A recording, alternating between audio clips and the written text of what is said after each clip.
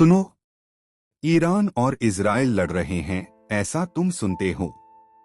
मैं कहता हूं, न ईरान लड़ रहा है न इजराइल लड़ रही है मनुष्य की अचेतनता। राष्ट्र तो नक्शे पर खींची हुई रेखाएं हैं, धर्म तो किताबों में लिखे हुए शब्द हैं। पर घृणा तुम्हारे भीतर जन्म लेती है। जब आदमी अपने भीतर शांति नहीं खोज पाता, वह बाहर युद्ध खोज लेता है। तुम कहते हो यह हमारा ईश्वर है, दूसरा कहता है नहीं, यह हमारा ईश्वर है। और ईश्वर मुस्कुरा रहा है, क्योंकि जिसे तुम बांट रहे हो वह कभी बंट नहीं सकता।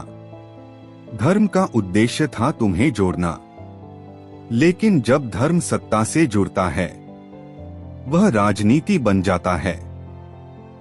और राजनीति को भीड़ चाहिए, भीड़ जो सोची समझी नहीं बल्कि भावनाओं में बहती हो।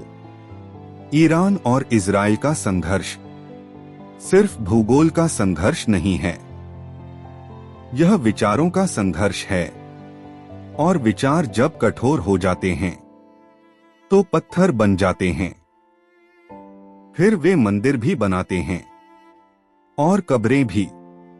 मैं तुमसे कहता हूं, यदि तुम सच में शांति चाहते हो तो अपने भीतर के युद्ध को देखो।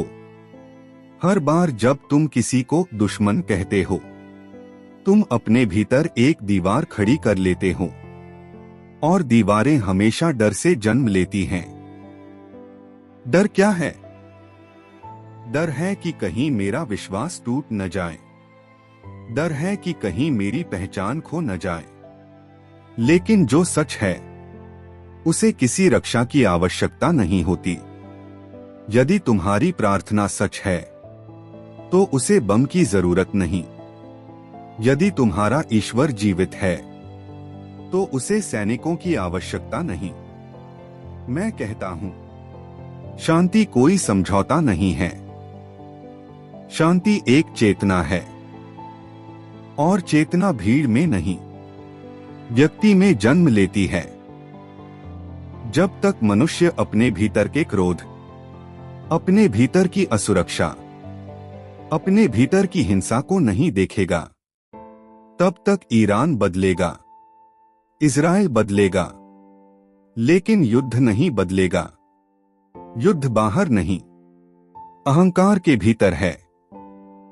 जिस दिन तुम समझ जाओगे कि मैं सही हूं, यही समस्या है, उसी दिन पहला कदम उठ जाएगा। मैं तुम्हें किसी पक्ष में खड़ा नहीं करता, मैं तुम्हें तुम्हारे भीतर खड़ा करता हूं। क्योंकि जब तुम भीतर स्थिर हो जाते हो तो कोई भी राष्ट्र तुम्हें भड़का नहीं सकता, कोई भी धर्म तुम्हें अंधा नहीं बना सकता।